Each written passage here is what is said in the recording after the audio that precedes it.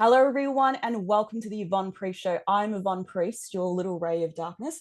Now, today we thought we'd do something a little bit different because not only do I have a co-host today, which is Johnny Della Rocco joining us today, but I thought instead of it being Yvonne and it being Johnny, it would be Shell today because she's a bigger Goosebump fan. And Johnny probably isn't the biggest Goosebump fan, but Mr. N is, aren't you? Despite, the big collection behind me. And today we are going to be talking to one of the biggest Goosebump collectors in Australia, Goosebumpaussiefan, Bjorn Palinage. Yes. You had one job. I had one job. There you go. Welcome to the show, mate. How are you? I am very good. Thank you for having me. I brought my little buddy with me too. So. Alrighty, so yeah, the biggest question I've always wanted to ask, why Goosebumps? I know why for me, but why for you?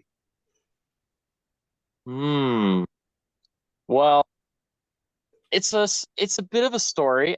So when I was I was literally 4 when I got into Goosebumps. I thought I was 5, but the first picture that I found of my mom reading Goosebumps to me, I was actually 4 because it was like February of 1999, and I'm a 95 baby.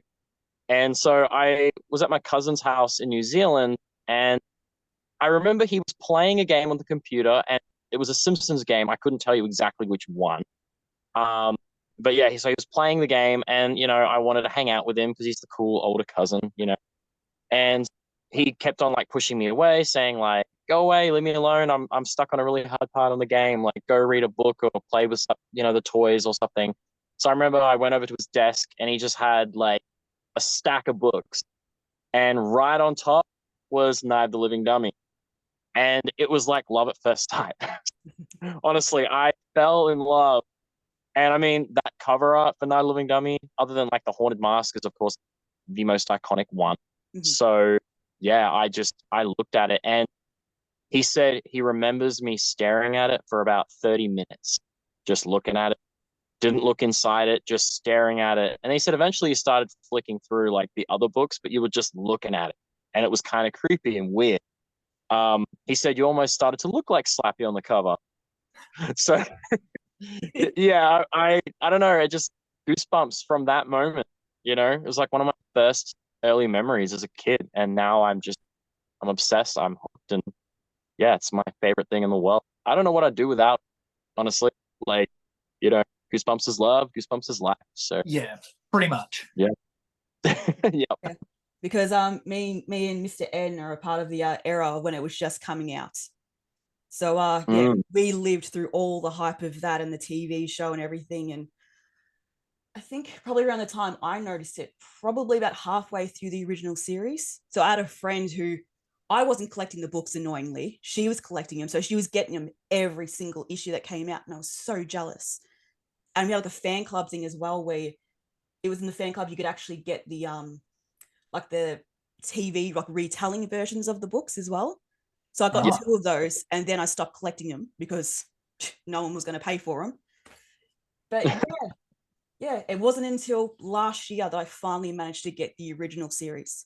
From hunting, going to Savers, going to the op shops, eBay, finally managed to get them. How many do you have, Stephen?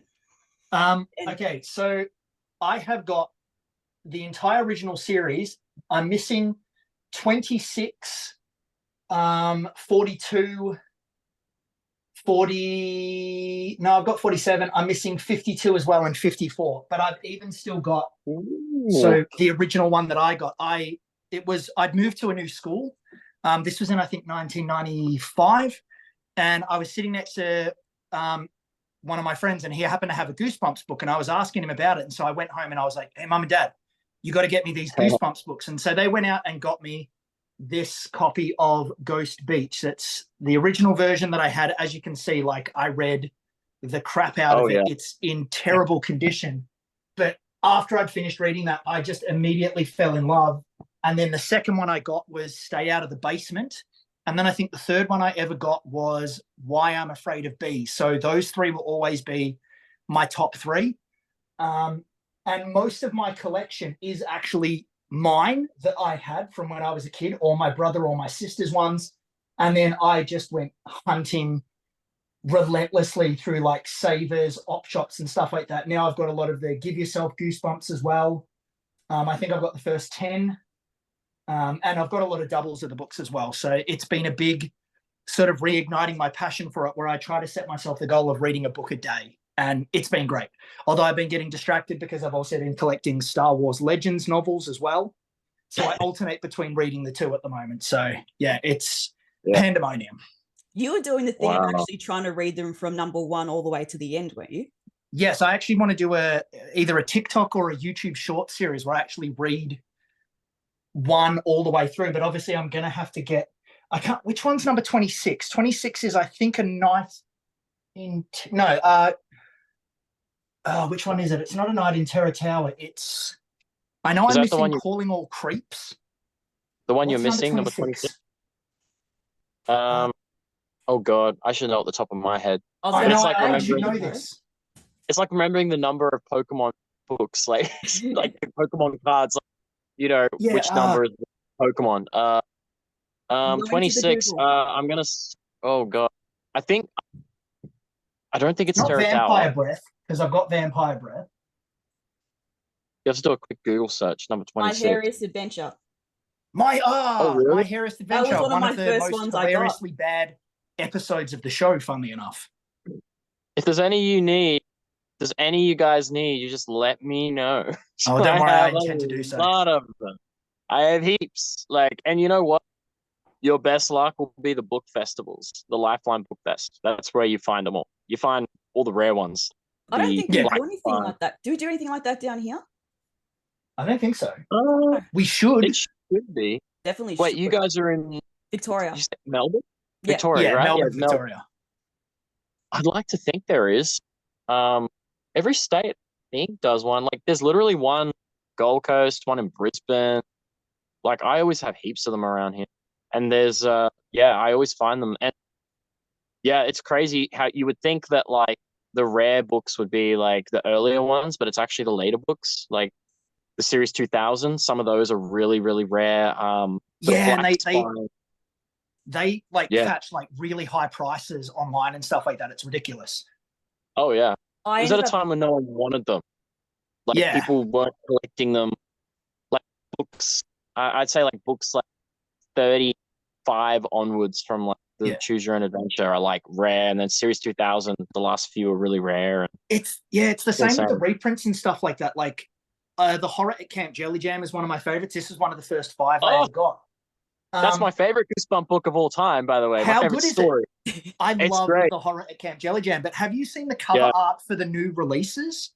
It shows it literally gives away the ending, because the whole thing is like, is King Jelly Jam really a thing? And on the reprint of the book, it just has King Jelly Jam, and it's like, thanks for spoiling the ending, guys. Yeah, it literally does. Yeah, no, Slappy's my favorite villain, favorite character. Like Night of Living Dummy 2 is my second favorite book, which is ironic because it's the second book in the Dummy series. Yeah. But then my favorite book is the Horror Camp Jelly Jam. Like that's always been my favorite Goosebumps story. I don't know why. It's such a good story. Oh, it's so creepy. It's creepy. It's eerie. Like, that's what I love about it. I love the Goosebumps. I love the camp books. Like I love Ghost Camp as well. I think Ghost Camp is a really underrated Camp one. Nightmare is a great one too.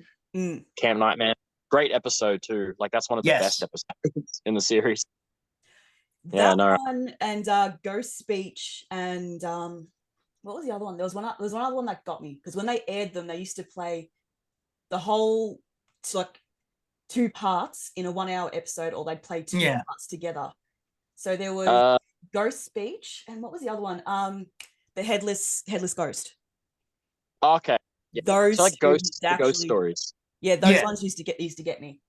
The one I always found weird in the TV show, they did Monster Blood 1, and then instead of doing Monster Blood 2 or 3, they did that weird one where the characters from Monster Blood 1 were on an aeroplane. More Monster Blood. Yeah, and I was just like, what is this? Like, where is Monster Blood Part 2? Yeah, Cuddles. I think Cuddles was one of the mascots too. He was on like all the merchandise back in the day, and I'm like, I guess maybe it was just too difficult to do. Like for whatever reason, like one of the episodes that people just cannot believe was never done was the original Night of the Living Dummy. They're like, oh, we just got 2 and 3 and Bride, but why did they never do the first one?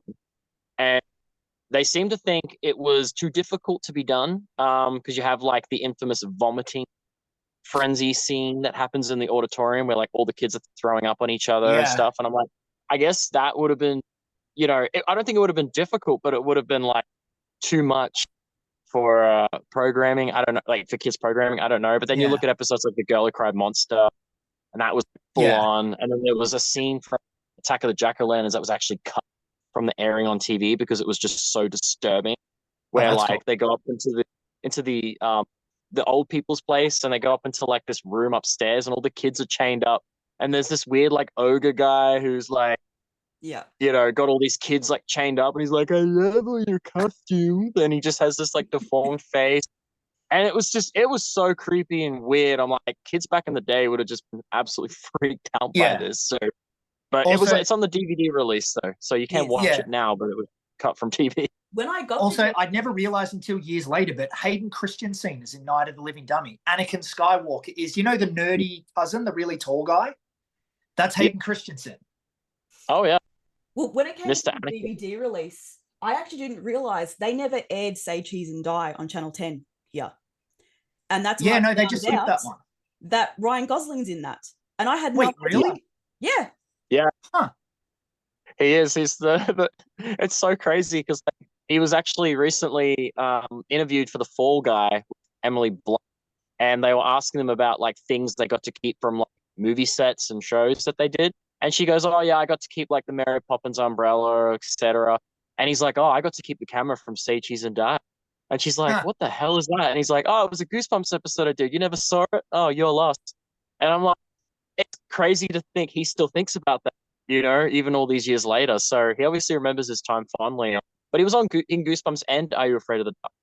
So those shows were both really popular. I loved kids. Are You Afraid of the Dark? Yeah, it was There's like, see that. there's always, there's episodes that are burned into your head. And there was one episode of Are You Afraid of the Dark? It was the one with the boy. The episode starts with him playing the pinball machine. And then he winds up in like, he going around like the shopping mall. He gets locked in the shopping mall at night. And then the episode ends with it revealing that him trying to escape from the mall is the pinball machine. And like the janitor is sitting there playing him at the end of the episode. And I'll never forget that episode. I do remember. There was like this swimming pool in a high school. And there was like this poltergeist swimming around because it had one of the actors from Welcome to Camp Nightmare. That one scared the shit out of me. We interviewed him. You Kyrick did? Erickson. We interviewed him, and we had to bring that up. He's such a lovely guy. He actually signed. I've got it right here. I'll show it to you. It might be a little difficult to see on camera though, but I have the one and only VHS sleeve signed by Kyrick Erickson because he said he's never actually signed one yet. He's like, I've never actually signed it. I didn't even know it existed, but I have the Welcome to Camp Nightmare. His autograph is there. You can see that is well. awesome. That's so cool. But he's on the cover, and he actually, he signed it. So, Welcome to Camp Nightmare. It was only released in the UK, this VHS, by the way. And he was in the Tale of the Dead Man's Float. And I said to him, "You're so lucky, man. You've been in like two of the most iconic episodes from Goosebumps and Are You Afraid of the Dark?" So, he's really lucky. Like he got to be a part of both shows and two really iconic episodes. Like that episode with the swimming freaked the shit out of me. Like as a kid, like that was terrifying. That and the Ghastly Grinner was just, oh my god, that was so freaking weird, man. The comic book one.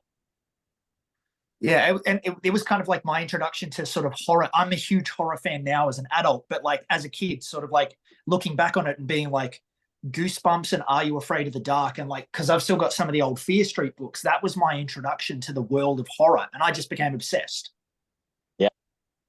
No, it's great. I don't know, like R.L. Stine, it's funny because he was originally a comedy guy. He did joke books. And then one day someone just told him, hey, I reckon you could write a scary story. You should write a scary story. So I think it was Blind Date was the first one that he did. It wasn't a Fear Street book. It was just called Blind Date, I think. It was like the Point Horror.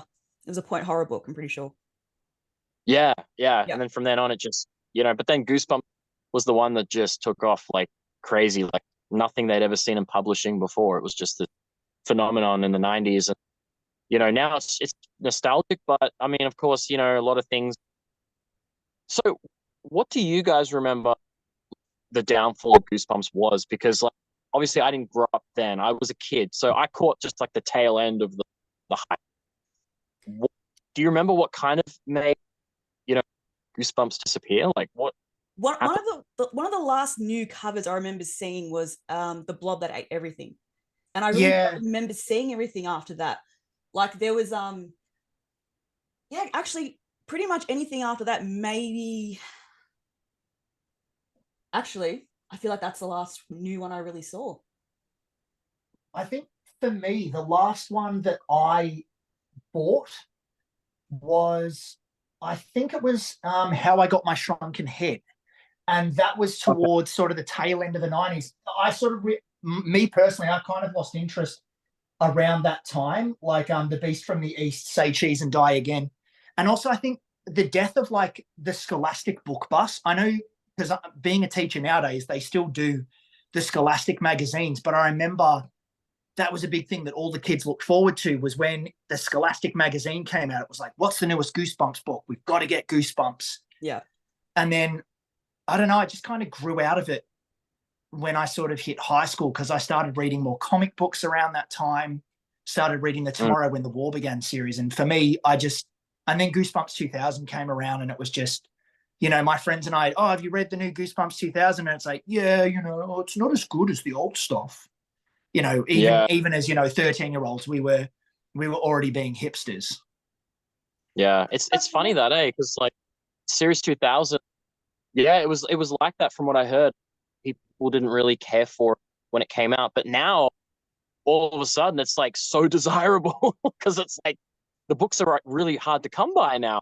Yeah, And a lot of people kind of have looked at the covers now and gone, "Whoa, Tim Jacobus went all out with like the cover arts of these. Like he yeah, made them really pop. Like some of them, like Attack of the Graveyard Ghouls, for instance, is like gory as like it's got an eyeball popping out of the ghoul's face, like skull, and like, part of a head's missing, and it's like, yeah, a lot of people have kind of looked at those now and gone, wow, like no, these were pretty insane. Like I will yeah, admit, a lot of the stories aren't that great, but it's more the covers that have sort of grabbed people now of those books, and some of yeah, them have become so rare and expensive, like it's insane. To get a copy of Slappy's Nightmare, you're looking at like minimum $60 with like yeah. It's postage. insane. It's insane. I didn't even remember that they even brought out Series 2000. That's how much I had Because no Yeah, idea. yeah, libraries stopped carrying them as well. Like I remember this one here, the Tales to Give You Goosebumps. I remember I seeing love that one. this was in our library. It got borrowed all the time. Like you can see this condition it's in. But most of the Give Yourself Goosebumps, outside of I think the first 5, the libraries that I went to didn't carry any of the Goosebumps post that point. So that yeah, was, yeah, most of the Goosebumps books just sort of went past us because we weren't seeing them in libraries and we weren't reading them. yeah. Yeah. It's crazy. Like the original stuff was so, it's so nostalgic, and I love that they kept Tim Jacobus, who did the original art. He's such a lovely guy, by the way, in real life. Like he is the coolest dude you'll ever talk to. Like he really cares about his fans. He loves them. R.L. Stein, you know, he's cool, but he's R.L. Stein, so he has a little less time for people. But Tim, to me, like yes, R.L. Stein, we wouldn't have Goosebumps without him. He wrote the stories, but like those artworks is what made kids pick those books up in the Yeah. first place. Yeah. And I think he's like, honestly, I've told him so many times, like, you're my hero, like you are the savior, like you are the reason Goosebumps became what it was. Because those kids looked at those covers, man, and they were like, whoa, what is this? And then they picked them up and then they read the books and went, oh, and I love the outside just as much as the inside, like it just was one of those things with Goosebumps. And yeah, and he was told when he got to Series 2000, just go all out, do whatever you want. Like the kids have grown up now. Like, so that's when he started to make them look a little more intense. They look almost like teen books, some of those covers, because they were really just intense and they popped out, Um, so yeah, no, like Return to Ghost Camp, for instance, like that cover is just, that creeped me so much when I saw it as a kid. It's just, yeah, like really over the top kind of stuff. But the stories weren't amazing, I will admit. There were some good ones in there, a few bangers. I mean, just going off Slappy here, I'd say like all the Slappy books were pretty good in that series. But there was some good ones. Like I like Cry the Cat, and I thought Brain Juice was actually a really good one. That's one of the underrated Goosebump books. They actually did a full competition for that called the Brain Juice competition, where kids got to like come up with their own Goosebumps type. And we interviewed the guy, Braden Gardner, who basically won that competition, and he was basically like the coolest kid in school for, you know, the remainder of, you know, middle school, whatever it was at the time. Yeah. But yeah, there's some good books in there in the Series 2000. I wouldn't say a lot of them are, but there's a few bangers. It's more the cover art, you know, kind of grab you, I think, with those ones. You just look at them and go, whoa, like these look really cool. But back in the day, it was different. It was more about the original 62. Now people have kind of looked back and gone, oh, wait, these actually are kind of amazing, you know? Slappy is looking into my soul right now. Like he's looking dead at me. Oh, yeah. He's like, hey, how you going? But it's also funny that you mentioned the joke books before, because did you ever have like a shopping center or supermarket up in Queensland called Franklin's? No, because I remember QBD and you remember Franklin's. I remember being a little kid. There was a bunch of books for $2. My parents just go get one, and I got 101 silly monster jokes. And then I was looking at a bulk lot of Goosebump books on eBay, and I'm like, why is that in there? Then I looked up and found out that was a joke book that he had done, a joke book that is as old as me. So yeah, pretty much from the very start, my parents kind of knew, she's going to be a weird one. That's what you're dealing with. And they were right. Now, no, that's crazy. Yeah, no, like, he did a lot of joke books before he started doing the horror thing. So, but he was just told one day, hey, I think you'd write a good scary story, and he did. And then it was kind of like he said, forget the funny stuff. It's all about the horror. That's what kids want. And it became an obsession for a lot of people. You know, myself, you guys. So yeah, you know, I was watching Child's Play when I was like 5. So oh yeah, I don't know. Yeah, my dad. Why is like horror? He brought them into the house, so it's all his fault. It is. It's all his fault. You know, it's our son's fault. You know, I don't know. You know, it was like a gateway drug, almost like horror. You know, we interviewed Catherine Long, who played Carly Beth in The Haunted Mask. When we mentioned gateway drug to her, she just lost it. She's like, gateway drug? Oh my God. We're like, yeah, I mean, but that's kind of how it was. The effect that, you know, a lot of these books had on us when we were kids started with that, and then it became a lifelong horror obsession. You know, so did you? It's really chill. Like I've got a whole bunch of Stephen King books that I've been collecting now, and I'm a big op shopper. I should have promoted it on this. I should have remembered what the name was, but there's a used bookstore in Brunswick that's fantastic for this sort of stuff. You just go there and they've got everything there. Can't remember what it's called off the top of my head. Is that because I've got Stephen King's? You have to get Stephen King's? Are you copying? Maybe. But I get everything. Like I've got all the Matthew Riley books. Oh, we don't really talk about Matthew Riley books post 7 Ancient Wonders, but that's a story for another day. But yeah, I've been obsessed with getting books. My Star Wars collection is going berserk because they're rarer than owl's teeth to find the original prints of these books now. And it's the same with Goosebumps. Finding the original covers is so difficult. I'm so thankful for what I've got. Anytime I go to Savers, I will like Waterboy tackle someone to get an original cover, even if it's just to kind of replace kind of like a dodgy cover I have just to get a better version of it. But if I see anyone heading towards that kids section, I will knock them down. I will get those books.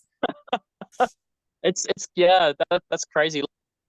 Like, do you guys know how to differentiate like a first print Goosebump to like a second or a third? Or so like obviously you got like it'll say first Scholastic printing, and then it's funny, a lot of people go on eBay and they'll sell them, be like, oh, genuine first print, and then I'm like, no, it's not. If it has like a 3 or a 4, that's the third print of the first Scholastic printing. It's got to have the unnumbered, and it'll have a little number 1 right at the end. It should count down from 12 to 1. And if you've got the little 1, especially if you've got Welcome to Dead House, the very first Goosebump book with a little 1, you're looking at upwards of like $200-300. Yeah. And even if it's not the greatest condition, like you could still sell it for like 100, 150. Like I've seen sold ones for 150 and the covers come off. But because it's a genuine first, people want it. And I only recently got Welcome to Dead House because someone was actually selling. It's funny, it was on eBay. Someone was selling a bundle, like you mentioned, and it was like 80 Goosebump books. And all they had in the description was, "Oh, the kids will love these." So the person selling them wasn't selling them from a collector's stand point of view. It was just, "Oh, kids will enjoy these." And I asked the lady, because I noticed some of the books didn't have numbers, and I was like, "Oh my God, there's a Welcome to Dead House in there with no number on it." I said, "Do you mind just opening the front cover and showing me the page where it says First Scholastic Printing?" She said, "Sure." And it had a little number 1. I ended up getting all these books for $100. And it was like 80 Goosebump books. And that was one of the books. And that book alone is worth like 200. And this book was immaculate. Yeah. Like the inside of it was still white, hadn't gone brown or anything. I don't know how this happened. Yeah, it was a miracle, like a Goosebump miracle. Yeah, this one's, it's not in the best condition in the world, like the pages, but it belonged to our family friend, the Cuthberts. So it was my dad's best friend, Michael. It was his younger brother, his friend, Richard. It was his younger brother's book that they gave to us. But yeah, no number. And it's just, and even then, when you look at the insert where it's like, look for more Goosebumps books, it's only got the first 2 listed. So I'm just kind of like, Yeah. Store. That's how you know. That's I'm how you pretty know. sure my Welcome to Dead House has no number on it. Because I remember someone said that means it came from like a box set or something, and I'm like, I'm keeping it still. I'm pretty sure. No, I think it was up until Say Cheese and Die. They didn't number them, and it was when the Curse of the Mummy's Tomb came out. That's when they started numbering. So the only ones you'll find that are unnumbered should be the first 4, I think. Yeah, and then and then those are the ones that are just so rare because like R.L. Stine was only contracted to do like 5 or 6 books, and then basically it just makes me think if he only did those first 6 books, we never would have got Slappy, number 1. Oh because yeah, that was book 7.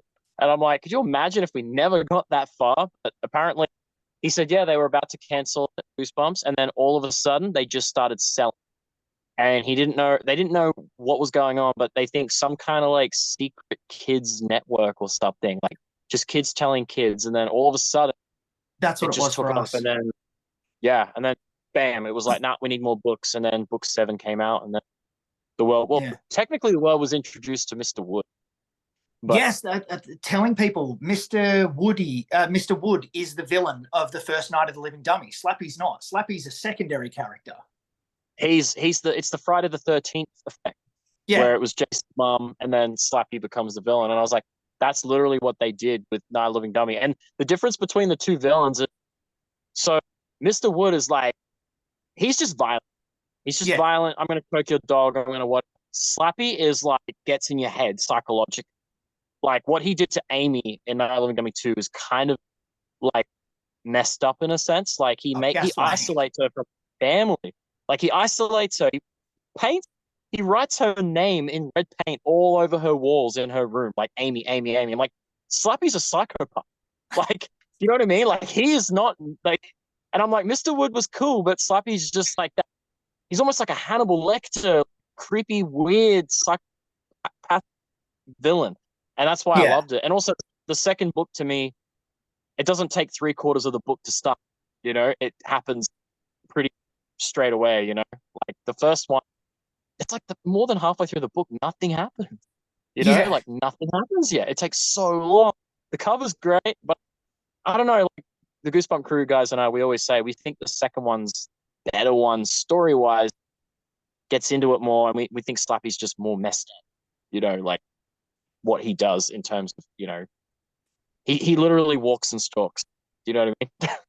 So, I think then there's some episodes that did better than the books. Like Night of the Living Dummy 3's episode was so good. Oh, the book was like, but the episode, I don't know how they turned that book into such a great episode, but they managed to do that. And then a lot of people love the Haunted Mask episode as well, like, you know, more than the book. And I'm like, that's crazy. You know, like it's such a great book. It's like one of the most iconic ones. The episode was, it was the first Goosebumps episode that ever aired, and it was on Halloween. It was an hour special, and it was just I think from what I've been told, that was where it really kickstarted Goosebumps, like really took off was when the show started. But I don't think Australia got it at the same time as the US. From what I heard, it came a bit late. Yeah, we got it, I think, maybe a year or so later, maybe a year and a half. I think so. Yeah. Yeah, it's crazy. And then Terra Tower was like the one that was pushed a lot from what I heard. That It was was the like the first one that you saw VHS. everywhere. Yeah, so Yeah. they really pumped that, and then was it Werewolf of Fever Swamp was a tape as well, and then Haunted Mask. Of those three, they really pushed on tape. Yeah, those were the three. All three, I think. Yeah. Yeah. It's funny how you say that because Night Loving Dummy 3 was I think the next one, and that was around the declining time of Goosebumps when that VHS came out. That's why the later VHS tapes are so hard to find. Like Stay Out of the Basement and Welcome to Dead House, those are expensive. Oh yeah. They're like $80 for it, and that's cheap. That's like a cheap copy, $80. And I think the last Welcome to Dead House sold was like $80 plus postage. And it wasn't even up for more than an hour. It was gone, like straight away. And in 24 years, I found 6 copies. In 24 years, like in the wild. And I still haven't found a sealed one of Welcome to Dead House. That's one of the better episodes. But yeah, Welcome to Stay Out of the Basement. I have one sealed copy, and that's all I found in like 20 something years. So it's crazy, like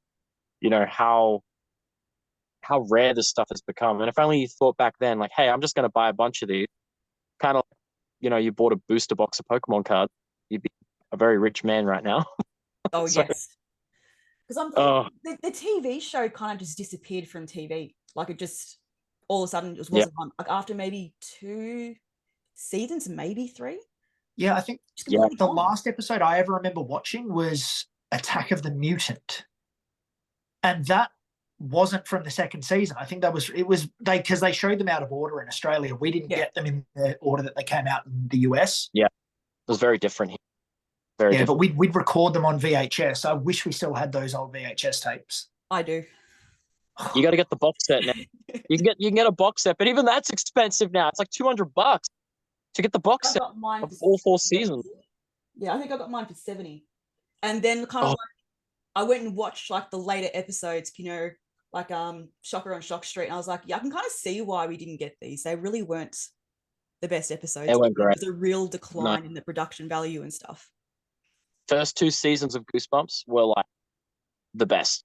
The first 2 seasons, like season 1, you had Night in Terror Tower, you had Werewolf Fever Swamp, you had Stay Out of the Basement, you had Night Living Dummy 2, you had Piano Lessons Can Be Murder, which is a highly underrated episode. Great book. You had great book, great episode. They were bangers. Phantom of the Auditorium. And then season 2, you had like The Haunted Mask 2. You had Night Living Dummy 3. Welcome to Dead House is like one of the creepiest episodes. One of the best episodes, in my opinion, is Welcome to Dead House. It is.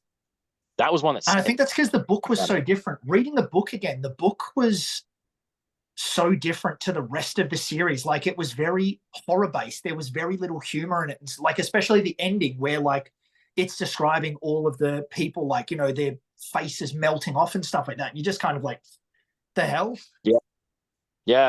R.L. Stine almost, from what I heard, he hadn't found the balance in the beginning. He didn't know like who the audience was going to kind of be for it, from what I heard. And he just kind of, the first book is always considered the most like gory and, out there Goosebumps book. And I love it. Great book, great episode. It's like, they're both phenomenal. You know what I mean? Like, it's just one of those things with Goosebumps, So those first 2 seasons has really the best episodes. I can't even think of an episode from season 3 where I go, yeah, that was amazing. Other than there's one episode that people have gone back and watched because it's weird. It didn't feel like it wasn't based on any Goosebumps book, and it didn't feel like horror. But there was an episode that they brought out that the director Ron Oliver, who did, he directed like Night Living Dummy 2 and a bunch of the other episodes. He did an episode called The Perfect School. And he loved it so much that he wanted to extend it to 2 parts. And a lot of people have gone back and rewatched it now and actually love it. They said, this is actually a great episode, but it almost doesn't feel like Goosebumps. It's weird. It's like it's in the Goosebumps show, but it doesn't feel like Goosebumps, really. It's just a really cool story, and the way it's shot is really well done as well. And the main guy was Wex Resident Evil. I think that's his name. The dude that had the hair slicked back with the glasses. Yeah, Wes. I think his name's Wexler. Yeah, he was the kid in the Perfect School episode. And yeah, it's a banger episode, really. Like, honestly, if I had to pick an episode from season 3 that I think is like stands out, it's the Perfect School. And it's like not even a Goosebumps story.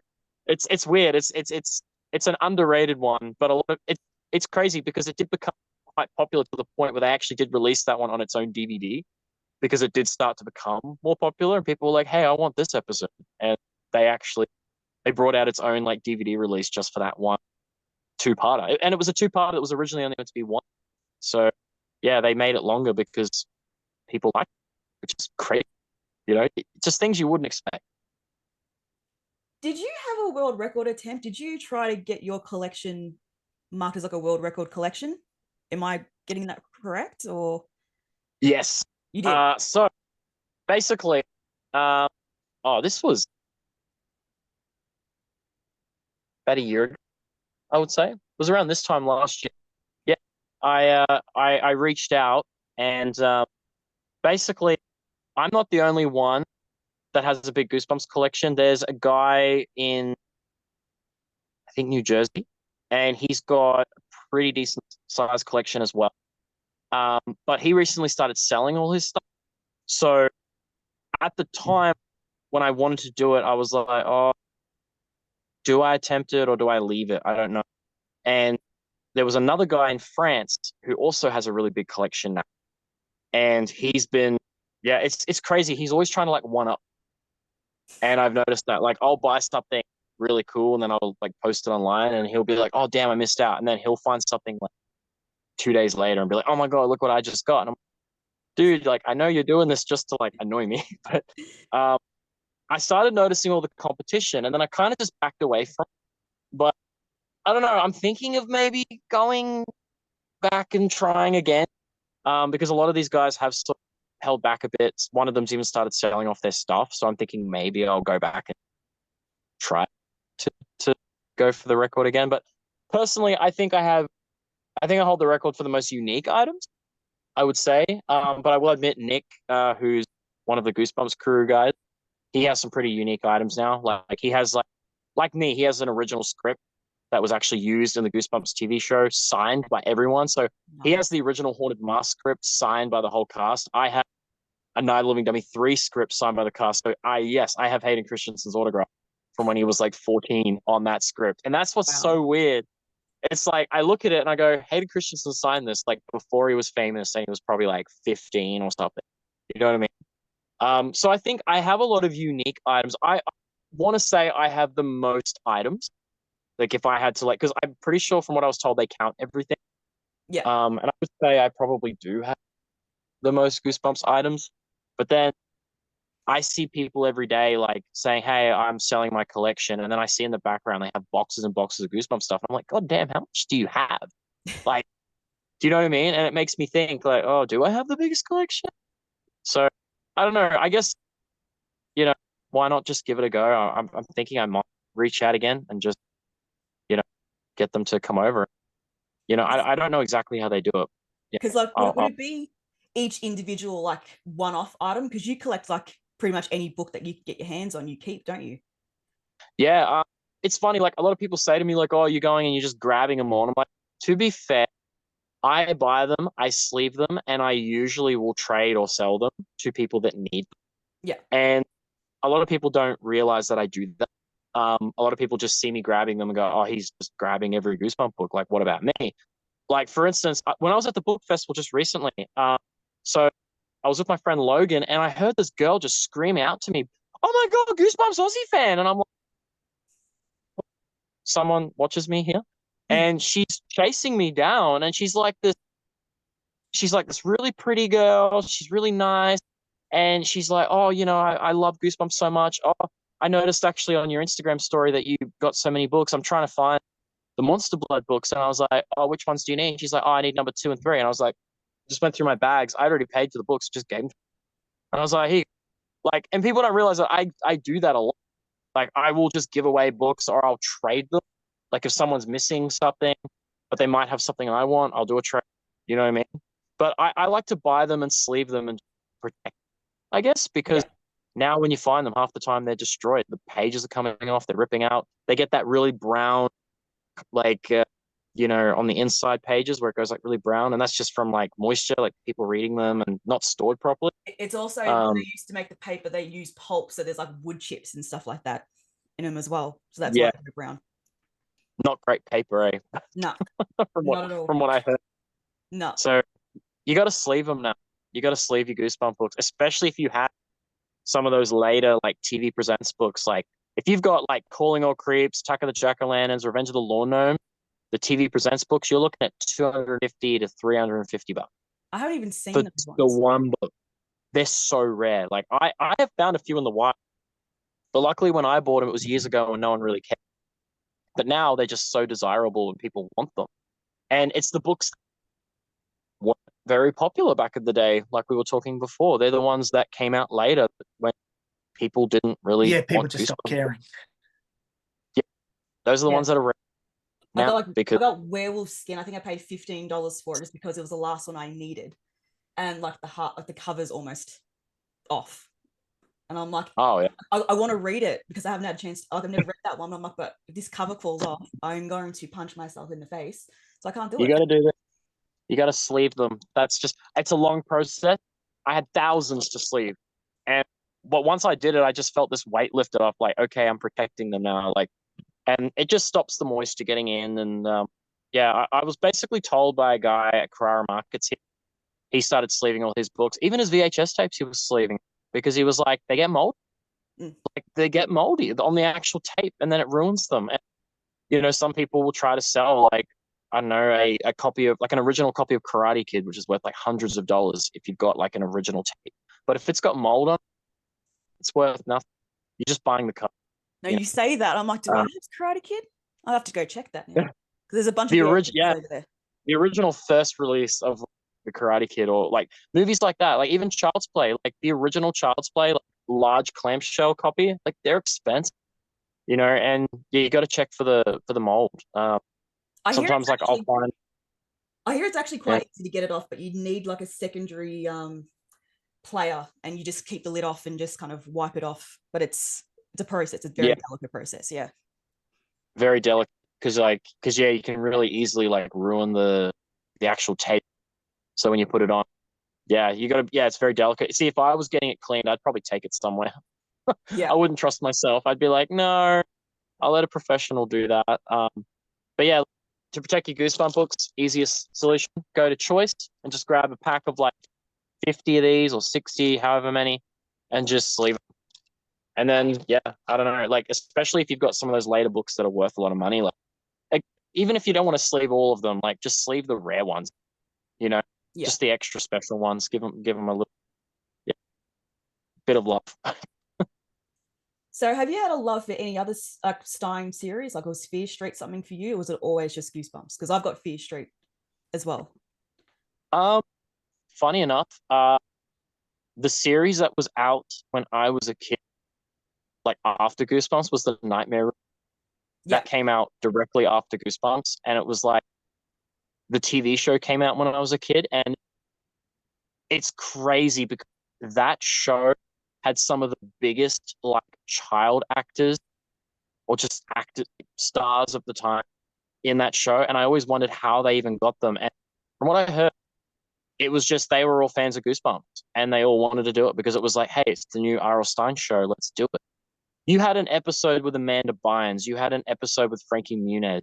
You had an episode with Justin Burfield, who was also Malcolm in the Middle. You had an episode with Shia LaBeouf and also Dylan and Cole Sprouse in the same episode. Like, it was insane. Like, when you watched that show, you had an episode with Drake Bell. Like, it's weird. And then Goosebumps, you had a couple stars that weren't actually famous. They became famous later. The only real actor in Goosebumps that was already established and famous was Adam West in the Attack of the Mutant episode. Yeah.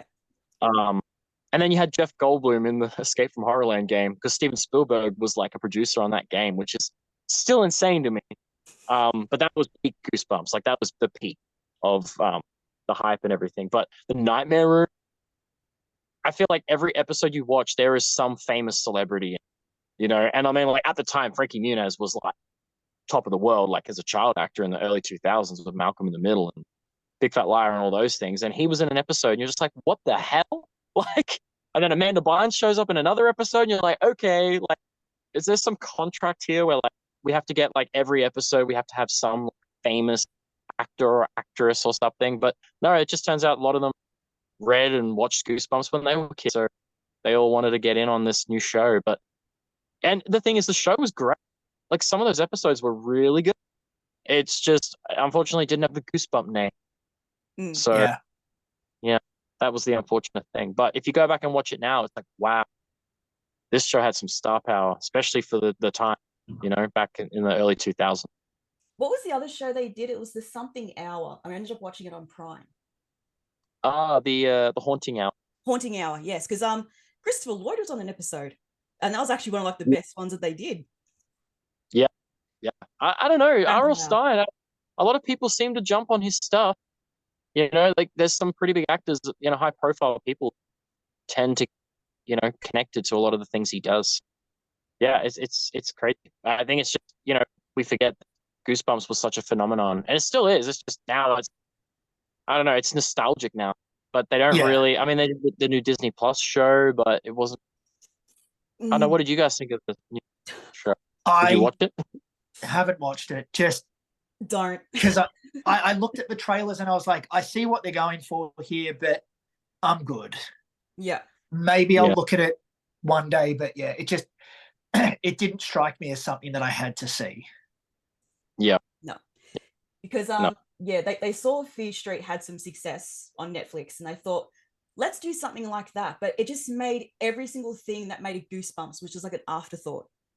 It was just completely let's just chuck in some worms, and I'm just like, fucking Jesus, just no. From what I'd seen in the trailers, it seemed like it was very, as South Park coined, member berries. Like, oh, remember Slappy? Yes. Remember Monster Blood? And that's not a good mask. That was an awful, awful mask. It actually, like, a lot of it irritated me. I actually gave it a second try about halfway through the season, going, maybe I'm being a bit too critical just because I'm a bit precious with it. No, it wasn't good. It just was not what it should have been. So Wasn't Goosebumps. Wasn't Goosebumps. Wasn't Goosebumps. Yep. No, it was. I don't know. A lot of the things Disney gets their hands on these days doesn't really turn out so great. But I think the most success they've had in the last 3-4 years has been Inside Out 2. Apparently, that's been making a lot of money. But I don't know. They kind of failed with the new Goosebumps show. But then season 2, they're going anthology route, and David Schwimmer has been cast, which is really crazy. Because they realized they screwed up. That's why. I think they did. And they're like, hey, we got to fix this. So season 2, let's go back anthology route. And David Schwimmer, for whatever reason, and apparently he's playing a botanist. So I'm like, oh, Stay Out of the Basement. Yeah. Is that going to be love Stay Out of the Basement? Yeah. He'd be a really good version, because you know how the dad's like the plant imitation of the dad is like really creepy. I think he'd do a really good performance with that. Yeah, I think so too. He must be playing that role or a very similar role to the dad from Stay Out of the Basement, Dr. Brewer. So I'm like, I don't know. I'm going to give season 2 a try, because I'm like, it sounds like they are trying to correct some wrongs here. So we'll have to wait and see, I think. But season 1, I think I enjoyed 2 episodes out of 10. So that was sad. And it's sad. It's crazy how the Go Eat Worms episode was one of the better ones. And I'm like, how the fuck did that happen? Because it's like, Go Eat Worm is one of the worst Goosebump books. Sure, it has a very iconic cover, like most of them did, but it's one of the worst books. And somehow that episode turned out to be one of the better ones. Like that was one of the books I originally owned. I've got a soft spot for Go Eat Worms. It's not great. It's probably the worst of that first run of books I had. I think I had like, before I started like really collecting back when I was a kid, I think it was the 6th book I got. Yeah. And not great. It's not the greatest. It's like Chicken. It's just terrible. I've never been a fan of Chicken. I just found it just completely disinteresting. The cover, the book, everything. But unfortunately, we all need it to complete our collection. It has to be in on the shelf. One of my favorite covers is You Can't Scare Me. Just the image of the creatures coming out of the swamp, just peak 90s kids horror. And I'm happy Amazing. they actually recreated it so well in the episode too. Yeah, that was such a great book and cover. Oh man, that was a good book, and Tim knocked it out of the ballpark. We're actually going to be interviewing the actress who played Courtney on the Goosebumps. Oh, that's cool. Podcast. 2 or 3 weeks from now, we're interviewing her, so that'll be interesting. We haven't interviewed anyone from that episode, but yeah, no, we're pretty keen to chat with her. She was such a like annoying character, but she played it so well at the same time. Wasn't she Harriet the Spy as well, playing someone similar, like a big know-it-all? Yeah.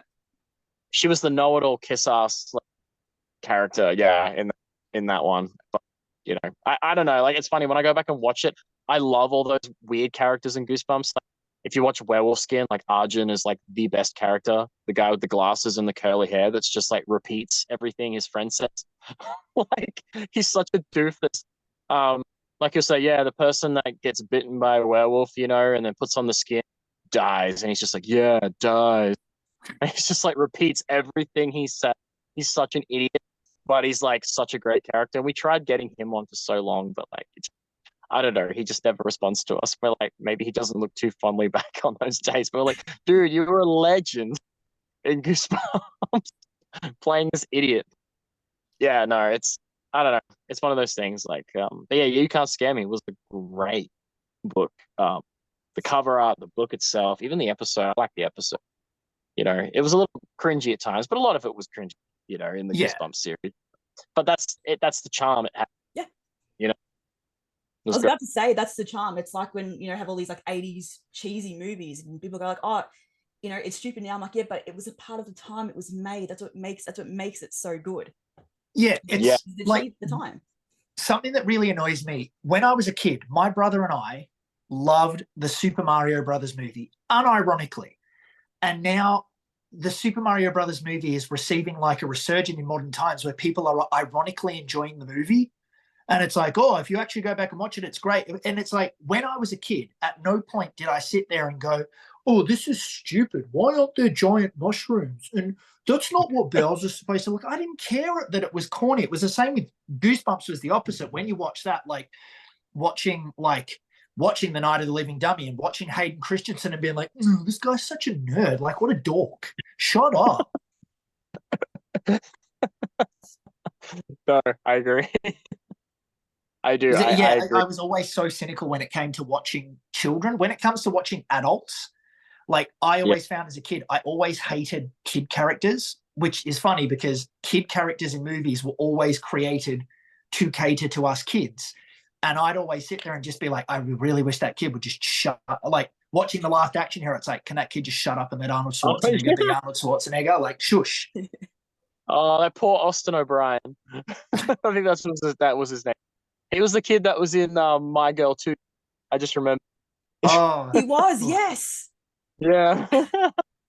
There was so many actors in the 90s, man. Like that, I don't know. Like there's so many child actors. You literally only had to do one big movie back then to be like super famous. You didn't have to do like multiple films. Like you could do one movie and you will be remembered forever as like that 90s kid that was in this or that, or it's and crazy. Then but then there's some that did like a multitude that don't really get remembered. Like the kid who played Jesse in The Mighty Ducks, he was in the Sandlot Kids, he was in The People Beneath the Stairs, he was in like so many movies, and like no one remembers who he is. And it's so weird because then there are other people who did that one movie and everyone knows who they are. Yeah, like the kid from what's his name? From Hocus Pocus. He was in Erie, Indiana as well. I know you're talking about. I don't know his name. The kid that played Max. He got things so like that, like big from one. Well, he was in Erie, Indiana, but like that was kind of like the one big movie. Yeah. He was in, and you were like, oh wow, like, this guy. It was like, who are the kids in Adventures in Babysitting? Oh, Keith Coogan. Is that who it was? Yeah, I spoke to him. That's pretty cool. So it's that one in the. Have you guys seen the Halloween Town movies? Yeah, Very long time ago, yes. Love the Halloween Town movies. I actually got introduced by my ex to the Halloween Town movies, and now I'm kind of like a sucker for them. They're good, like just to watch and just kind of like be like, oh yeah, this is pretty good. But it's that cheesy 90s thing. The 90s was just such a different time when, and it's the same with the Goosebumps books. Being cheesy wasn't considered an ironic thing. It was just considered the cool thing to do. Whereas now, you know, when you're cheesy, you're doing it specifically like, let's make it as cheesy as we can to appeal to that, you know, retro audience. And it just, And it doesn't work now. No, I agree.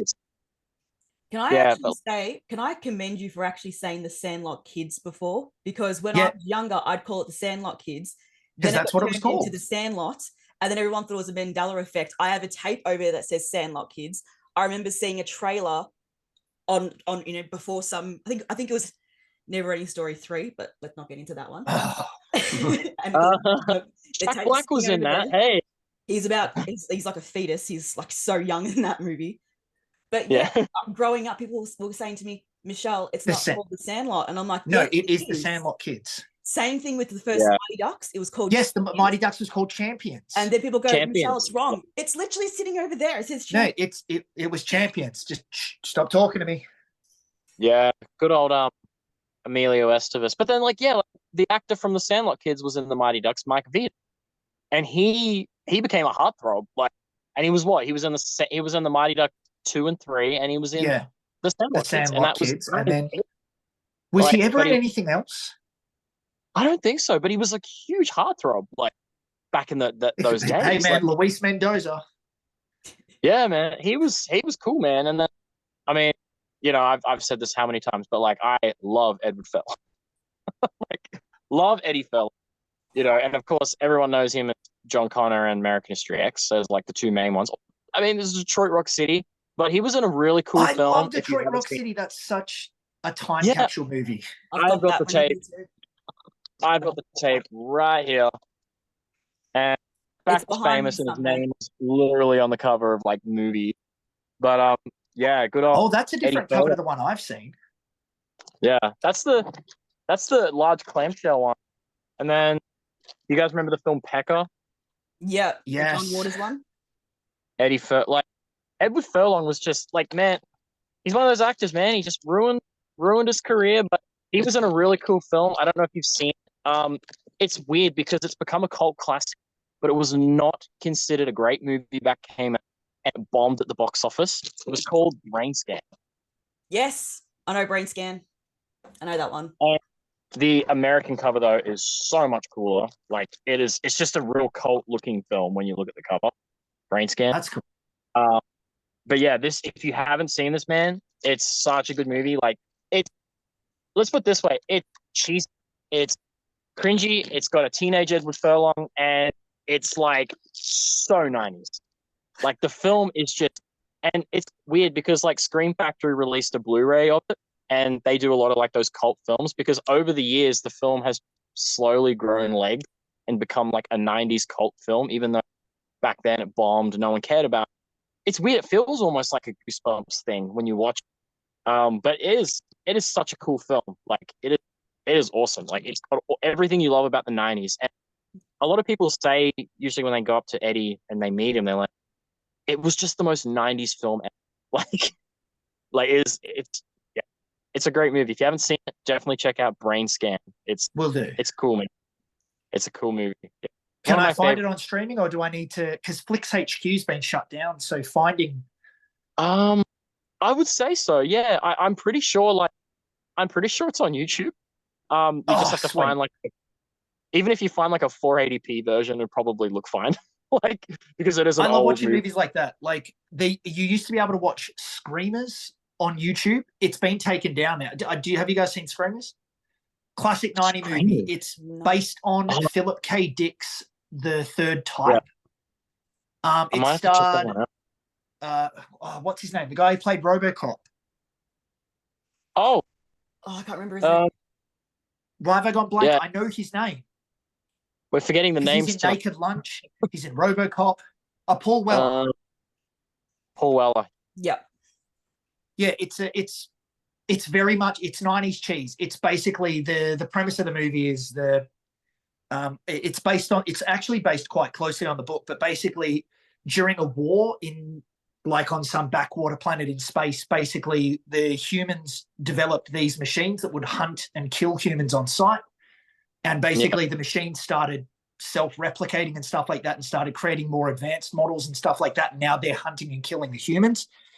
Good movie. It's not a great movie. Like, there is a hilarious scene where a dummy gets blown in half in front of the worst green screen effect you have ever seen in your life. But it's well worth the watch, and you can find the book that it's based on for free on Google. Just type in the Third Type PDF, and you'll get like 50 copies of it.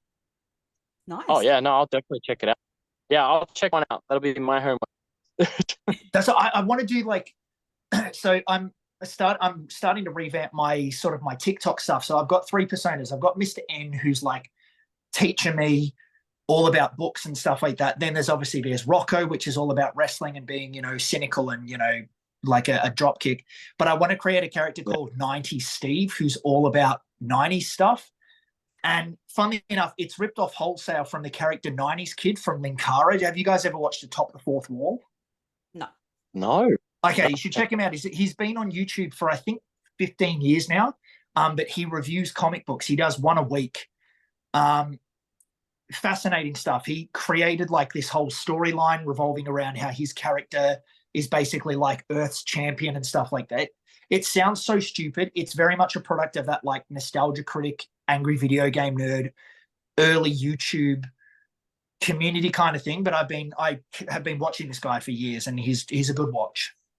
Nice. But yeah, I've basically been ripping off one of his characters. So apart from Slappy in your hand right now, what would you say is your favorite part of your collection? Something like really like specific that you absolutely love that you couldn't be without it? Like an item? Yeah. Oh, I would have to go and grab it. I think I've mentioned this a few times on like different videos and stuff, but I will go and grab it. It's something that there's a big story behind it. And it's an item that when I tell most people that it's my favorite item, they generally go like, really? Like, why? It's such a just generic thing. Like, why is it so special? And I guess it's the story when I was a kid and I just could never find it. I'll go and grab it. Yeah. I'm just looking at the curly behind him and the haunted mask. Yeah, I was going to say that's so cool. There's so much cool stuff. There's a Cuddles mask at the very top as well, I think. Yeah. I didn't have nowhere near this amount of stuff. I have a lot of, I have just way too much stuff. Like behind me, I've got like original, it's like an original store display of Curly, and it's Pepsi and Mountain Dew. And if you knew how much I spent on it, oh my God.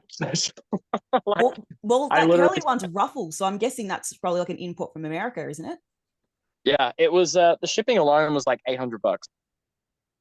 But I had to have it's Rant. Because I know that was literally like, when I got it, for context, it was when I was still living at home. So I could afford to spend big money on stuff. And I remember I had to pay this thing off in like 4 lots. It's from Universal Studios where it was displayed. And I have the miniature version here, which is like I hold this one up. So this one's of the Mummy. Nice. Yeah, Ruffles, Doritos. And, that's so cool. On the bottom. So this is like an original display that would just like open up in the middle, sort of like you would just here we go. So that would just sort of like open up in the middle, and it would just stand on like a thing. Yeah. So it's like the Curly one, but it's just like a miniature, almost like a miniature version. But so when I was a kid, obviously collecting Goosebumps, Slappy was always my favorite character. So I had to have everything and anything that had Night the Living Dummy on it, like just all the different Slappy stuff. And I remember as a kid, there was an item that I had seen like multiple times, but it was never in a situation where I could buy it. It was always like someone owned it, or Like I went to a place called the Hub, which was like a vacation camp, and your parents would drop you off at the beginning of the day. They would sign your name, and at the end, when they would collect you, they'd sign your name out. And they had like these folders, and one of the folders was this Goosebumps one. I don't know if you remember these as a kid, but from what I heard, most kids had one of these I think I back had in the one. day, whether it was Shrunken Head, Ghost Speed, because the company that made it was Australian, and they were sold at Kmart and like and just random different stationery stores. So yeah, it looked like this. I don't I know think I had if one. this like brings back. There's a Ghost Speech one, there's a Shrunken Head one, and there's a Cuckoo Clock of Doom, and then there's also Slappy. And I loved it because it was like had the number on That's it, cool. kind of like the book, R.L. Stein. They even had literally put R.L. Stein's name on this, like for whatever reason. And so I guess the story was I remember seeing it, and I remember asking if I could have it. They wouldn't let me have it. And they were like, no, like we're using it. Like you can't have it, it's not for sale. And then I went to a store where this lady used to always hold Goosebumps stuff for me. So she had like toys, board games, books. That's where I got a lot of my TV books, for instance, like the rare ones that you can't get now. And, I was going here for weeks. And then one day she left the back door open and I could like see through the back. And I noticed this sitting on the freaking back bench. Like, and I'm like, oh, there's a Goosebumps thing in there. Like, I don't have that. Oh, that's the folder. Is that the Hub vacation care that I was not allowed to have? And I remember when I bought some stuff, she like opened it up and then she was like signing stuff in it. So I think she was using it for like, if she sold something, she was marking in the folder. And then I remember saying to my dad, like, oh, I want that. I want Goosebump folder. He asked for it. She said I couldn't have it because she was using it. I'm like, why do I keep finding this thing, but I'm not allowed to have it? It's like the universe wasn't letting me. But then we went to Cash Converters and found the Ghost Speech one. We found the Shrunken Head. We found all the other ones. Couldn't find this one for sale anyway. And then, so basically, to continue on with that story, years went by and I couldn't find it.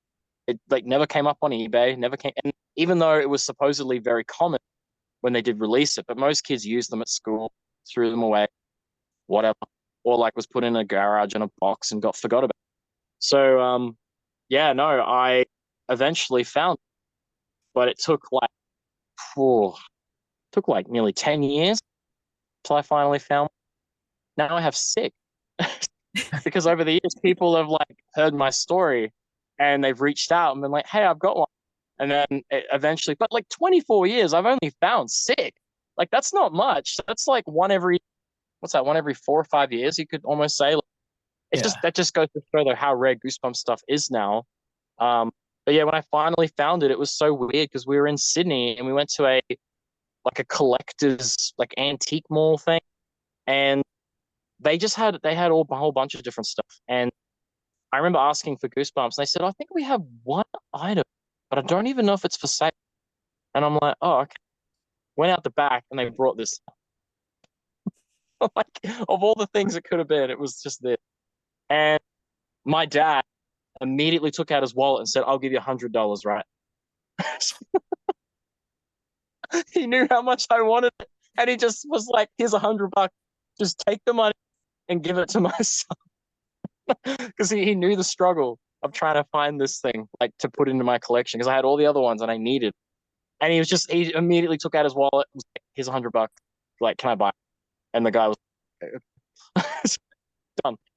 So it became the most sentimental item, even though it's like, I wouldn't say it's rare, but it's not like, it's not like finding the series 2000 fan club pack, which is one of the rarest Goosebumps items in existence, because like we said, the declining years of Goosebumps, no one cared. The 1995 fan club pack, the 96 fan club pack, even the one that came out in 1997, those ones you see all the time. They're always popping up. The 1998 series 2001 is so rare. I've only ever found one. And that's just crazy. You know what I mean? Like I have rare items, but nothing is more sentimental than this fold. It's just really weird. And did you have stuff that you own, Steve, that you probably threw away and kind of regret that you did it? I think there might be one. So it's actually funny seeing that folder and seeing the little tagline at the bottom, the reader beware, you're in for a scare. I actually still to this day have PTSD. So my parents got for me, it was an electronic Slappy bookmark. So it was Slappy in his doll pose, and but that wasn't the bookmark. The bookmark was like a plastic clip that came out of the bottom of it. But every now and then, this little Slappy thing would go, beware, you're in for a scare. And so I kept that in the cupboard in my bedroom. And over the years, the battery would start to die down, but just every now and then it would go, beware, you're in for a scare. And there would be nights where I would get woken up at 3 a.m. by it just being like, hey, you're in for it. And just what the fuck was that? And it was just this bookmark, the battery in that thing lasted for about 20 years. I think it's somewhere if I haven't thrown it out, but yeah, that thing just gave me goose marks. It's the goose mark. I know exactly what it is. I have it up there in the pack.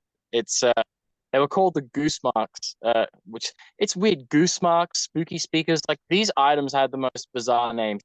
Yeah, they were so random. Freaky faces.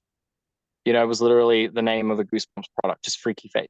And I don't know how they came up with these names, but yeah, it was the goose mark, and it said, beware, you're in for a scare. My one did the same thing, even while in the packaging still, because it's never been taken out. It's been in there. Did it do it in summer? Did it usually do that in summer? Because I used to have things that would go off by themselves in summer because the battery got warm and it would set things off to the point where my parents were like, take the fucking battery out. Maybe. Yeah. Now that you mention it, it could be. But did you say spooky speakers as well? Were they little, probably about this big, of a figurine on top of a stone? It looked like a pen dispenser kind of, where it was just the head. I had 2 of those. I still little round thing like this. It was a little round thing like that, and I had several of them, and I think we just binned them. Did you ever get these? Actually, I'll quickly show you this. Did you ever get the where is it? I think it's here it is. This is going back now. I don't know if this will jog any memories. But did you ever get the show bag? Show bag? I did get a show bag. And was it this? Because this is Benson's show bag. That was at the Eka, the Adelaide show. That would have been This is an original Goosebumps show bag. This is just the bag, though, because that's the rarest part. The items that were inside it, I have found over the years. But this bag, I have only ever found one. And the lady that actually gave it to me was like, oh, I've got all this Goosebumps stuff. Oh, and I'll put it all in this bag I found. And it was literally this. And I was like, are you fucking for real? That is the rarest part of the show bag is the bag itself. That is the hardest thing to find. So, I don't know if that jogs any memories. Do you remember seeing this I've one? seen, I think we got one. Did they have them at Moomba, or am I misremembering things? I think they would have, or even the Whittlesey show or something like that, they would have had them. Yeah. I mean, there were no Birdie Beetle bag, but Birdie Beetles are the shit. I love Birdie Beetles.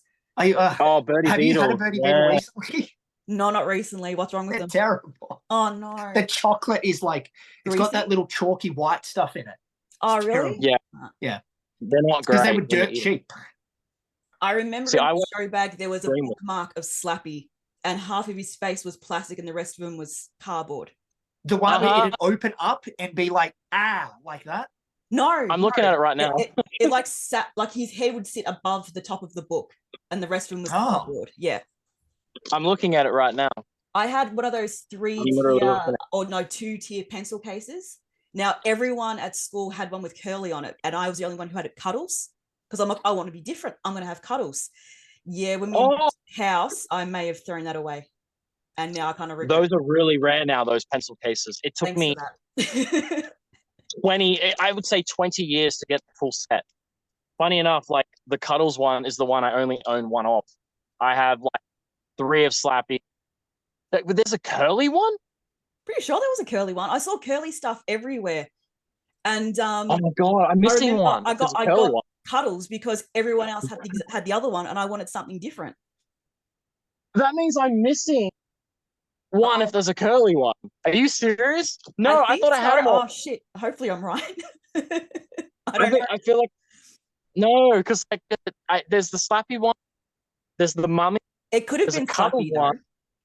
Maybe it and there's was even one of, Slappy. or maybe it was Slappy. There was one of the horror as well, the Horrorland guy, and yeah, the Cuddles one is like the only one that took me forever to find. Like I had It's all of the probably other ones. mine. It was It might have been probably your one, mine. and I somehow came across it. I don't know. It's funny when I actually found that Cuddles one. It was in an op shop, and it was like probably about 12 years ago. And I remember seeing it, and I dropped to the floor, and I started crying, like actually bawling my eyes out. And the lady's like, "Are you okay? What's happening?" Let's You just have no say it idea. was mine. Let's just say that I blessed you with my old pencil case from primary school. It got donated, and it somehow traveled like in a Thanks. van all the way up. It went to the sort facility up here in Gold Coast, and it ended up in a thrift store. And it's crazy. All the other ones I found, at book festivals and stuff in the stationery.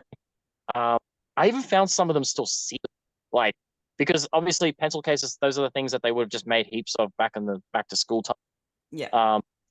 But yeah, now that you mentioned there's a curly one, I'm like, no, I'm But missing one. If true, I'm hoping it was just the slappy one because that's the most common one hopefully. I've actually found. Yeah. Funny, the Maybe slappy. that's why everyone had it, because everyone had the Slappy one. I had the Yeah, One Day in Horrorland board game. I still have that one. That's at my parents' place. And I've got like those little like holographic Tarzos from years ago. Oh yeah. yeah. I've got a whole box of trading cards The and stuff Smith like chip. that. Oh, I got something cool to show you. If you remember those? I got something cool. I got something real cool. This will jog some memories. I feel so old today now. Wait, I'm just grabbing everything out. Well, for starters, I have unopened ones, and I've got them in plastic. But you I can think see, I've got some unopened ones. I remember that one because he kind of like jumps in that one. I got Yeah. the two slappy ones unopened, of course. Um, this wallet apparently came in one of the show bags. I had that. Uh, Yep.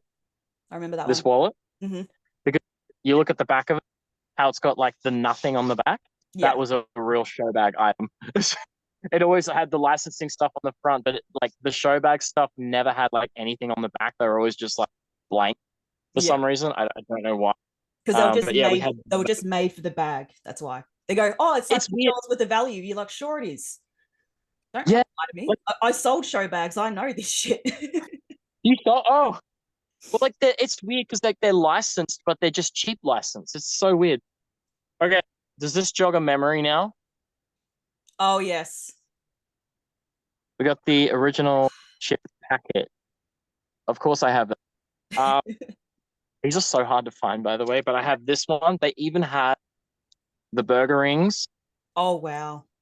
Goosebumps burger ring, free Goosebumps That's action so card. cool. Even though it says Smith's chips on the back of them, but I'm like, why is it in burger rings?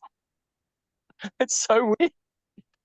But my favorite, because I love this particular brand of chips, is the Samboy one. Sam Oh boys. yes. Oh, The IGA Goosebumps on Me sell Samboy. Samboy, the barbecue ones, and I'm so happy.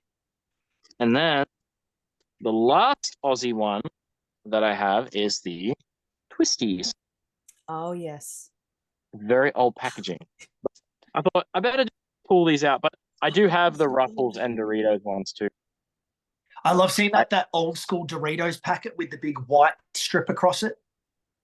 Oh yeah, Brings back memories. Oh yeah. brings back all the memories. I've got like Goosebumps fruit roll up packaging. Oh, we got the chicken twisties too. The But I got best like twisties, just for the record. They are. they are like I have a friend that lives in the States and I literally sent him a packet of both twisties and he didn't even like these ones. He's like, they just taste like really crappy um like Cheetos because they have Cheetos over there. But then he had the chicken ones and was like, oh, these ones are lit. These ones are good. These are better. And I'm like, yeah, I know. I told you they'd be better. But I thought while you were talking about the cards, I was like, I just pull these out because, I mean, literally, there they I are. wonder if I still have some that are wrapped up, because eventually I stopped opening the doubles because what was the point? But I have remember Oh, years ago, Tarzo's did like those like film sales from like Batman and Robin. Or Batman. Oh yeah. Yes. I've still got those. I still have like a bunch of them still wrapped up. I actually sold an almost full set on eBay a couple of years ago. You know what we used to have that I'm kicking myself that we don't have? Remember when Macca's did the cups where it was a plastic cup, but there was like not an indentation, but there was like Batman and Robin and like Two-Face and the Riddler, where it was like a raised section on the outside of the cup. They were glass ones. Oh. Because my auntie used to give them to us when we went to her house to use them. Yeah, we had Batman, we had Robin, we had Two-Face and the Riddler, and somewhere along the line we threw them out. And I'm just like, oh.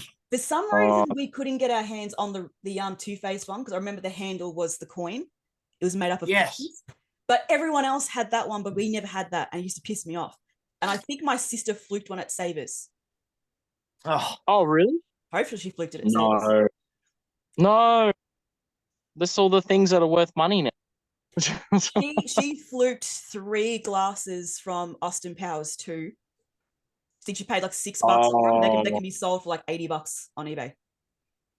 No. See, this is what happens. That's what happened.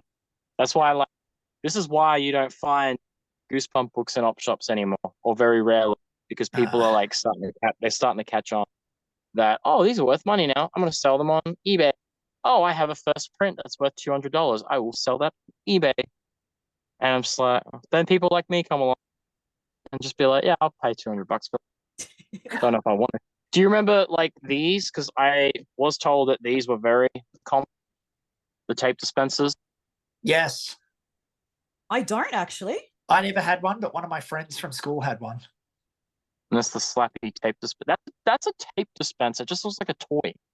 And that's why, apparently, according to my sister, they banned a lot of Goosebump products in her school because kids were getting distracted. I'm like, well, that would have sucked. I would have still brought it in anyway. I wouldn't have let that happen. But she said, yeah, they banned a lot of Goosebump stuff in her school because kids were just playing with the toys or fiddling and getting distracted. Like they had like these battery operated sharpeners of like Curly and the Barking Ghost, and kids used to just like play with them all day and just jam the pencils. And she said, yeah, we were told we weren't allowed any of like the Goosebump stuff. The only things they were allowed were like the pencil cases, the stuff. Yeah. No, but those kinds of my things. My school banned Tamagotchis as close as we got. It was just Tamagotchis. I still brought like 6 of them to school. Try and stop them. Oh yeah. I'm learning responsibility, miss. It wouldn't be right for me to leave them at home and let them die. Jesus. Yeah. This is you're learning about how to look after a pet. Exactly. Maybe they only last like a week, but still responsibility. I'd feed the Tamagotchis until they pooed themselves to death. But there were so many different ones they had. There was like you could raise a baby, then there was like a whole family you could raise and stuff like that. Then there was like a dog and a cat. There's all these weird ones that they had as well. Yeah. And there was like one that I had, I was supposed to feed this kid at a certain time, and because my time on it was set wrong, apparently she just ran away. I'm just like, what the fuck is this shit? Well, it was funny how school went through those phases, because when I first changed schools, Goosebumps was the first thing. Like first day there, Goosebumps was what everyone had. And then suddenly there was a period where everyone had yo-yos. Yes. And there were tornado yo-yos that you could get from like Coles. But then my friend Adrian McAllister, he bought a Brain, the ones that would automatically come back up. And he left school crying that day because everyone was like, oh, Brain yo-yos are crap. You don't even have to do anything. And then literally like 2 days later, everyone had after bullying him mercilessly, everyone then had a Brain yo-yo like 2 days later. Then there was Tarzos. Yep. It was just there were just the fads that everyone had to have and stuff like that. In grade 5, my teacher would actually have a box by the door and he'd be like, your fucking yo-yo goes in here. And if you didn't have a tornado yo-yo, you had everything was shit. There was like the Sonic yo-yos, all the Moose ones. If you didn't have the tornado one, you had the shittest yo-yos because they went fast enough, apparently. Yeah. And then Brains came along. What was the one that came after the Brain? It was called something else. They were... Because I remember the Brain ones were like blue and red, and then they brought out one that was green, and it had a different name. It was like Impulse or something. I can't remember. But yeah, and then as it turns out, those tornado yo-yos were actually super cheap and super crappy. Oh, they were. I had so many yo-yos that just like fell apart because They're just cheaply made pieces of crap, but had to be And then- yo-yo, otherwise you weren't cool. I just figured it out. Do you know what killed Goosebumps? What killed Goosebumps? Pokemon. Pokemon. Oh, Because and Harry Potter. 98 was around, like Christmas 98 was when everyone started to get into Pokemon, because I think that's when the anime started airing down here. And I just remember after that, no one talked about Goosebumps anymore. That makes wow. sense. It would have been a lot of things, but I just remember, when Pokemon became the craze, that is all everyone would talk about. Everyone would bring their Game Boys to school and get them confiscated because we'd all, and if you had a link cable and were able to trade with your friends, you were king. Wow. So they actually started banning the cards at high school. If you were caught with a deck, they would take the decks from you. Really? Yeah. What if you had a first edition Charizard? They just take it off. My brother had one of them, and Mum threw out his book of Pokemon cards. He had a first edition Charizard. Be worth. Oh no. Because Mum doesn't believe in the value of things. She's kind of like, which is funny because Mum watches Antiques Roadshow. Like, I've got a Sega Mega Drive with an attached Sega CD in the garage. I've also got a Sega Saturn with like 50 games. And she's like, you need to sell them now because eventually they're going to be worthless. And it's like, no, they're just going to get more valuable. That Sega Mega Drive. Getting a Sega Saturn. Where can you find a Sega Saturn? In Australia. That exact Sega Mega Drive you were saying with the actual disc thing, that's sitting on top of my cupboard right now. Yeah. Cables, they're so rare. Games are in there. I've got an Alex Kidd game that actually has the case. It took years for me to actually ever see one that had a case because it was always just a cartridge. Regardless of where I went, it was always a cartridge. I love the mini console craze as well. I want to get this. There's a Sega Mega Drive Mini, but they're releasing a second one now that hasn't released in Australia, but it's released elsewhere in the world. And it's got like 70 games on it. And I was looking, and I know how to mod consoles. So I'm like, I want to get that. I want to mod it.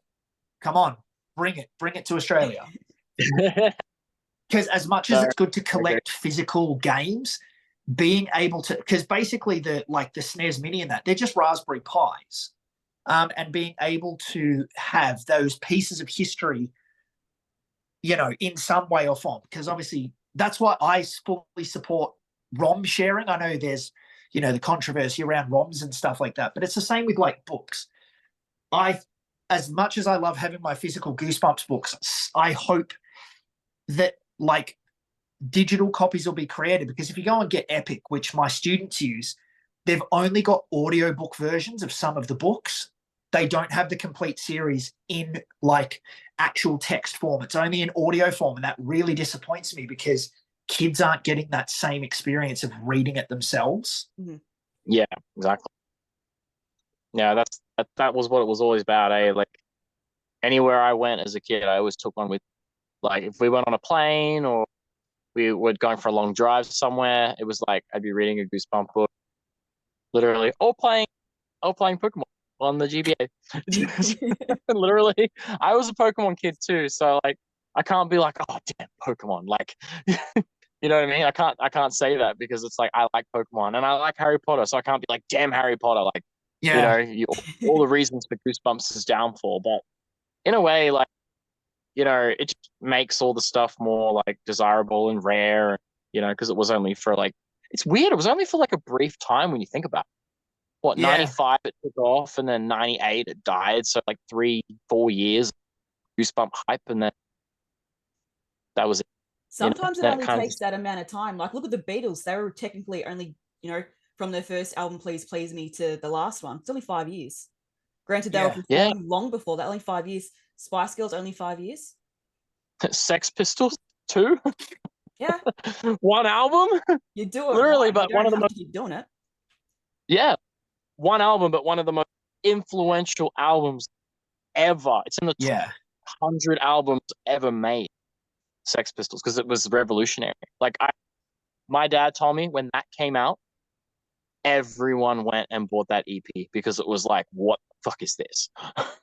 Like, what the hell is this? Because it was so different. It was new. It was fresh. It was like this new thing, and kickstarted so many bands stemmed from that. So it's like sometimes you only needed to do one thing, one hit wonder, be a one hit wonder or a one album wonder. It's crazy. So with the podcast that you're a part of, the Goosebumps crew, you guys are actually doing a convention together, which is going to be in November this year, I believe. Yep, 1st, 2nd, 3rd of November. We've got a Kickstarter going at the moment. We've already had like so many. So basically, a lot of people we've had on the podcast. So like Catherine Long from the Haunted Mark. We got Cal Dodd, the voice of Slappy, who of course also though is well known for voicing Wolverine in the original X-Men series. He came back to do Wolverine in X-Men '97 on Disney Plus. So he's going to be there. But yeah, he voiced. So that's the crazy thing. And then we've got like Catherine Short. So the two Catherines that were both in the Haunted Mask, Carly Beth and Sabrina, but she was also in Night Terror Tower as Sue.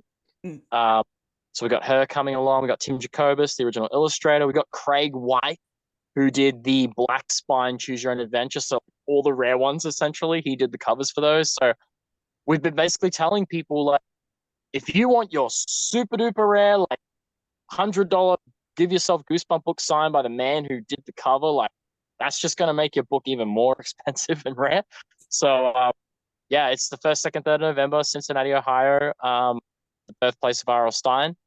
And yeah, we basically want to bring, together first ever Goosebumps convention, bring all the fans together. So we got a Kickstarter.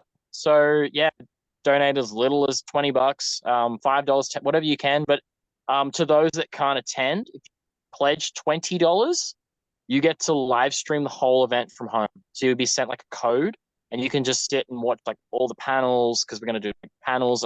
Someone will go around and show all the different booths and stuff. So you get to live stream the whole event from the comfort of your home for $20. So, and then yeah, we have so many different tiers. If you pledge to one of the higher tiers, like the $200, $400, you'll get like a gift bag. You'll get like a commemorative T-shirt, poster. You get like a Goosebumps book. The higher the tier, the rarer the Goosebump book you'll get inside your bag. So yeah, we're gonna have a Scholastic book fair.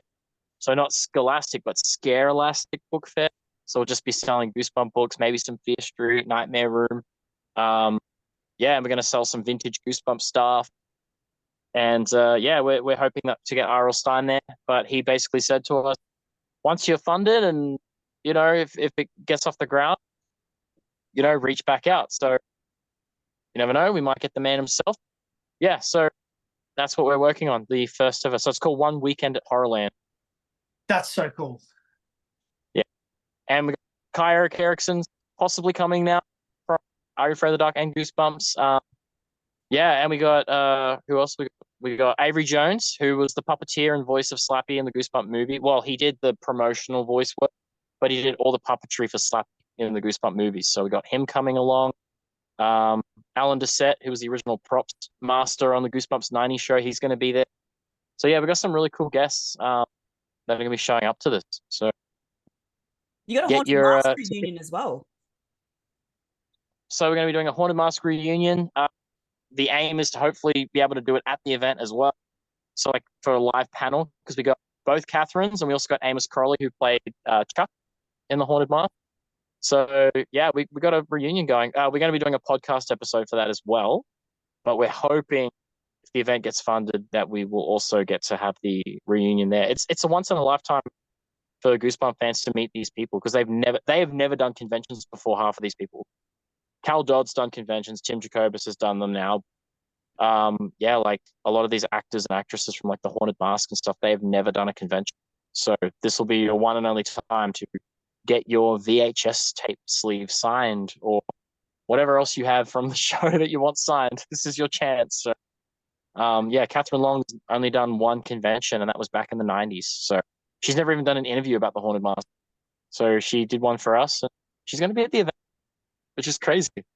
That is cool. Yeah, get your tickets to meet these people.